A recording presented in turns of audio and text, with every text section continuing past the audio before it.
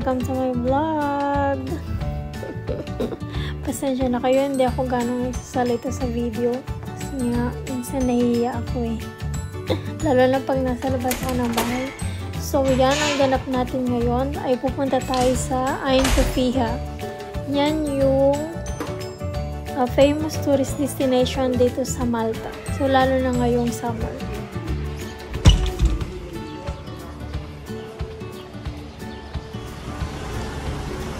Yan, so pupunta tayo ngayon sa bus stop, M. Hassel bus stop, kung saan pwede tayo sumakay ng bus number 223 or 225. So punta na tayo ng bus stop. Yung sasakyan natin, mabilis lang yung biyahe, mga nasa 18 minutes. Kung 225 naman, medyo nasa 25 to 30 minutes. So 223 na yung nasakyan natin. Biglaan nga lang din yung pagbisita dyan sa Ain Sofia na yan kasi nga day off ko ngayong araw na yan. So, nag-part-time muna ako ng morning 7 to 12. Tinanong ko pa nga si Sheena kung alam niya yung Ain Sofia kasi nga naku-curious ako. Madami akong nakikitang nagti-tiktok sa Ain Sofia. Sobrang famous kasi siya. Ayan nga, nakarating na tayo. Ayan, diba? Ang ganda. Tsaka ang daming tao dyan. Actually, nung dumating ako dyan, konti pa yan. Dumami siya ng mga bandang 5 o'clock, 4 to 5 o'clock. Dumating kasi ako dyan, mga 3 o'clock.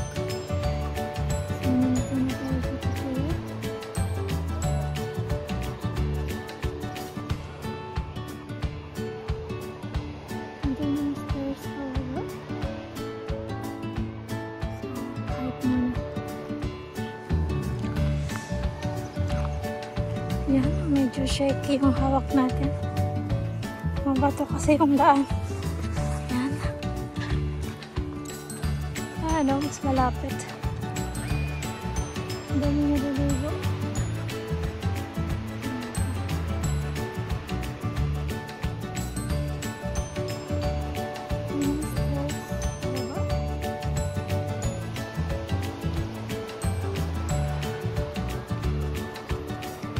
Isa to sa popular destination ng mga turista dito sa Malta.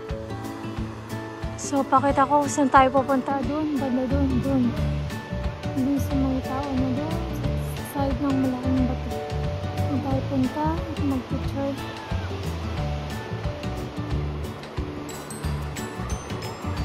Ganda. So, ito yung view dito sa kabilang side.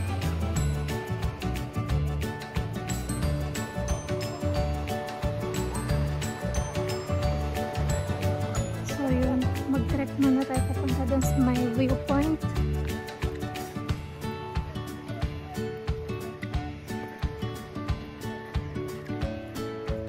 So, sundan lang natin itong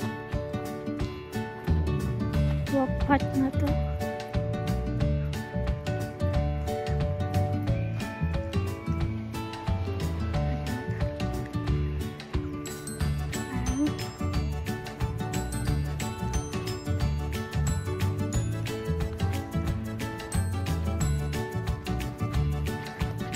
So, yan na nga.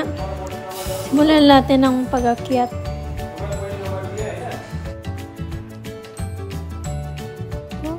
Tayo pupunta. Yun.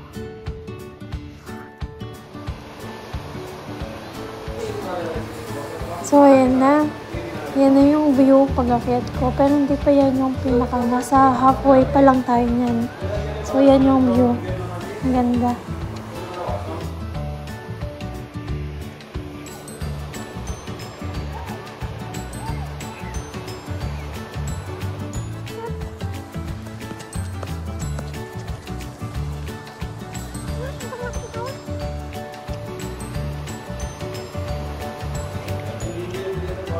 So, akyat tayo doon sa may batong doon. Doon tayo pupunta muna, first stop.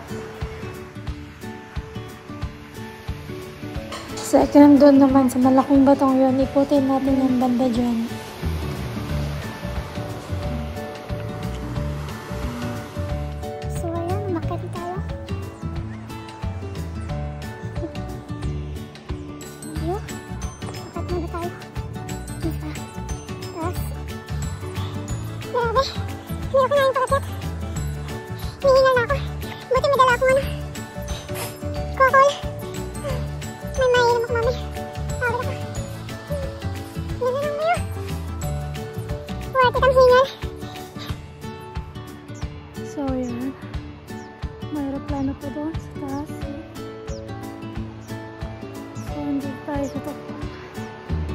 Ayan. Ito yung kabilang side. Ito yung kabila. Wala malungo doon, ha?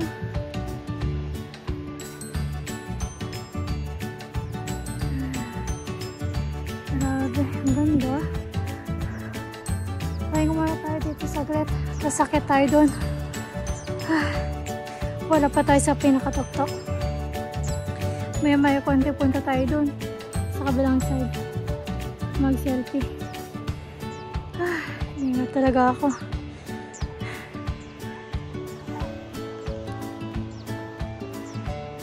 Ang ganda ng view. So, yan. May aeroplano pa doon sa taas. So, hindi tayo sa tuktok. Ayan. Ito yung kabilang side. Ito yung kabila. Wala malungo doon, ha?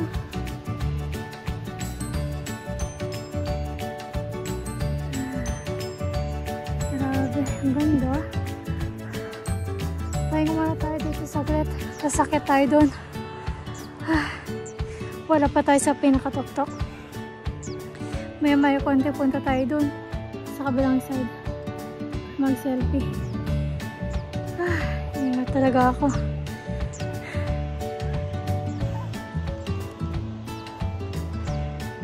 Ang ganda ng view.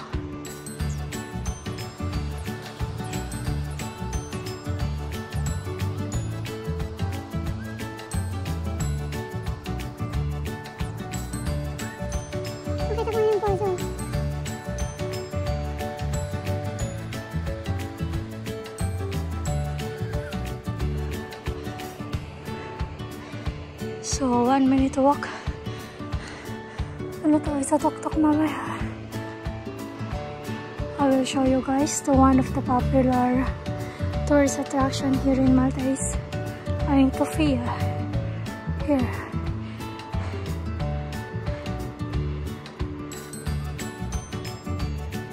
That is Radisson Blu Hotel, which is located at Golden Bay. On this side is Ayia Sofia. It's not far. So this is the one of the tourist destination here in Malta. Popular. Wow! Look at the view.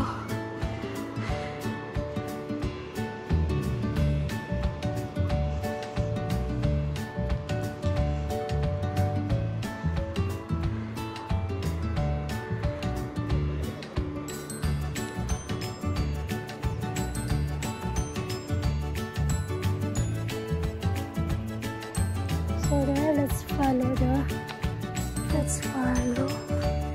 this food truck for the trail.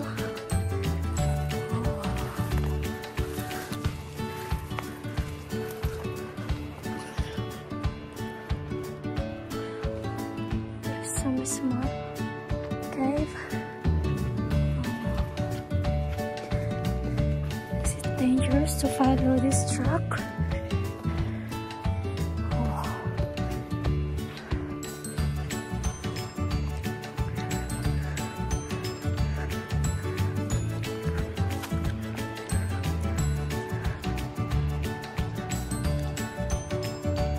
So ayun guys, tapos na tayo mag-tutorial at magkuha ng video. So pumunta na tayo sa kabilang side. Ayan. Medyo masukal. Yung mga tinik-tinik yung mga ano dito. Dami. So, ang pagbaba at pag-apak kailangan ay dahan-dahan. Magkamali ay malaglag sa baba.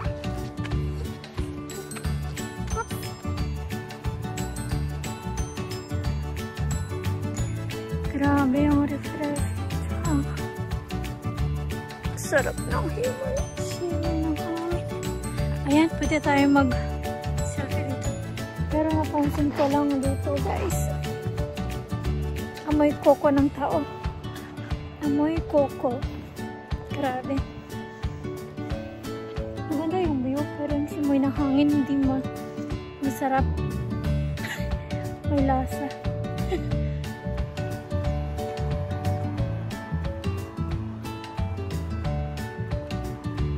Ulit-ulit na lang yung view na pinapakita ko ay. Grabe ang presko. Yan, mag-emote-emote muna si Inday.